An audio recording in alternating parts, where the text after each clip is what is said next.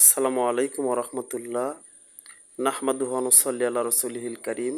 আম্মা বা'দ। আব্দুল মাজেদ সালাফি সম্পর্কে দুটি কথা। গাইবান্ধা পশ্চিম সাংগঠনিক জেলার তিনি কোনো দায়িত্বশীল নন।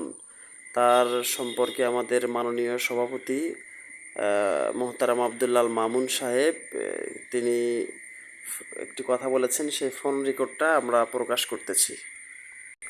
ফেসবুকে তাকে নিয়ে অনেক ঝড় তুফান হচ্ছে, আমরা তাকে নিয়ে কিছু বলিনি। অনেকেই অনেক কথা বলেছেন, যা আপনারা স্ক্রিনশটে দেখতে পাচ্ছেন। আমাদের শুধু একটাই কথা, তিনি আমাদের যুব সংঘের কোনো কর্মী কিংবা কোনো দায়িত্বশীল নন।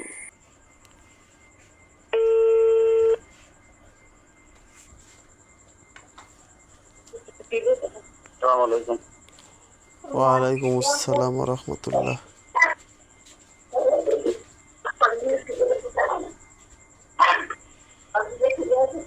আব্দুল মাজেদ সালাফির ব্যাপারে একটা ভিডিও তৈরি করা হোক। আচ্ছা, দেশের বিভিন্ন জন বিরূপ মন্তব্য করতেছে। গাইবান্ধা পশ্চিম সাংগঠনিক জেলার সে একজন কর্মী, দায়িত্বশীল। আসলে সে আমাদের কোনো কর্মীও নয়, কোনো দায়িত্বশীলও নয়। তো এমনিতেই পরিচিত থাকে সেরকম একজন ব্যক্তি। তো আপনি আসলে যারা মন্তব্য করতেছেন তাদের বিষয়টা বিবেচনা করার জন্য অনুরোধ করছি। এভাবে লেখে একটা দেব। যাই হোক, আপনি জেলা যুব সংঘের গাইবান্ধা পশ্চিমের সভাপতি।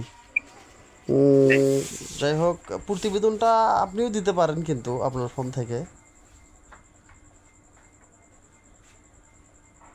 আমার ফোন বর্তমান কাছে নাই।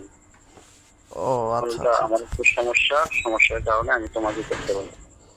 আচ্ছা ঠিক আছে, আমি চেষ্টা করবো ইনশাল্লাহ। আল্লাহ আপনাকে ভালো রাখুক। আসসালামু আলাইকুম রহমতুল্লাহ। তো সম্মানিত দর্শক শ্রোতা, আপনারা ফোন আলাপটি শুনলেন। তো কথা একটাই, তিনি কিন্তু আমাদের কোনো কর্মী কিংবা দায়িত্বশীল নন। আমরা যুব সংঘের অফিসের ড্রয়ারগুলো খুলে সমস্ত কাগজপাতি ফাইলগুলো খুলে দেখেছি। আমাদের গাইবান্ধা জেলার যতগুলো শাখা এলাকা রয়েছে, কোথাও তাকে কোনো দায়িত্ব দেওয়া হয়নি। তিনি এক সময় আমাদের এখানে দায়িত্ব আসতে চেয়েছিলেন, এই জন্য তাকে আমরা বিভিন্ন তালিম দাওয়াতি কাজে নিয়ে যাচ্ছিলাম। সেখানে তিনি তার ইসলামিক জলসার যে ব্যবসা সেটার পরিচালনা করে থাকেন। এরপরেও তাকে আমি বেশ কয়েকদিন আগে ফোন দিয়েছিলাম আমাদের মান উন্নয়ন পরীক্ষার জন্য। তো উনি বলছেন যে আমি নিবন্ধন বিষয়ে এখন অনেক ব্যস্ত, আমি এই মুহূর্তে কোনো পরীক্ষা দেবো না। তিনি গত 25 সালের তাবলিগে ইজতেমার মাঠে, যেটা বৃহস্পতিবার সকাল 10টা থেকে শুরু হয়, উদ্ভাবন হয় বৃহস্পতিবার আসর থেকে, বাদ আসর থেকে। তো ওই সময় মাইক যাতে চালু করা হয়, এই জন্য যারা আগে থেকে ইজতেমার প্যান্ডেলে আসেন তারা একটু অনুরোধ করেন মাইকটা চলার জন্য। এই জন্য অনেক দায়িত্বশীল ব্যক্তিরাই তারা সেখানে আলোচনা করে থাকেন। তো উনি গোপন সূত্রে তিনি যেভাবেই হোক একটা সুযোগ নিয়েছিলেন, সেটা নিয়েই তিনি অপপ্রচার চালিয়েছেন। এরপরও তিনি বিদাতি কর্মকাণ্ডের সাথে জড়িত থেকে আহলে হাদিস আন্দোলনকে কুলুষিত করেছিলেন। এরপরেও তাকে ক্ষমা করে দেওয়া হয়েছে। এবারও তিনি চেষ্টা চালিয়েছিলেন তাবলিগ ইজতেমায় আলোচনা করার জন্য, ওই যে সকালের টাইমে, মূল টাইমে নয়। তো তাকে ইজতেমা কর্তৃপক্ষ কোনো দায়িত্ব দেয়নি। তো এই হচ্ছে কথা। আপনারা আহলে হাদিস আন্দোলন এবং বাংলাদেশ আহলে হাদিস যুব সংঘের প্রত্যেকটা কর্মীর জন্য অন্তর থেকে দোয়া করবেন। তারা হকপন্থীভাবেই থাকার চেষ্টা করবে। আল্লাহ আমাদের সকলকে বোঝার তৌফিক দান করুক। আল্লাহুম্মা আমিন। আসসালামু আলাইকুম ওয়া মাজেদ রাহমাতুল্লাহ। সালাফিকে কেন্দ্র করে আহলে হাদিস যুব সংঘ গাইবান্ধা পশ্চিম জেলাকে ঘিরে অনেকে যে মন্তব্য করছেন তা সঠিক নয়।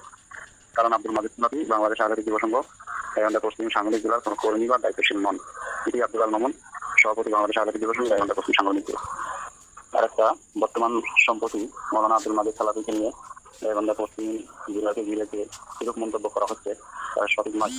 আব্দুল মাজেদ বাংলাদেশ আহলে হাদিস যুব সংঘের কর্মী নয়, জেলা শাখার উপজেলার কোনো দায়িত্বশীল নন। অতএব আব্দুল মাজেদ সালাফি কথার জন্য আব্দুল মাজেদ সালাফি নিজেই দায়ী। সভাপতি বাংলাদেশ আহলে হাদিস যুব সংঘ গাইবান্ধা পশ্চিম সাংগঠনিক জেলা।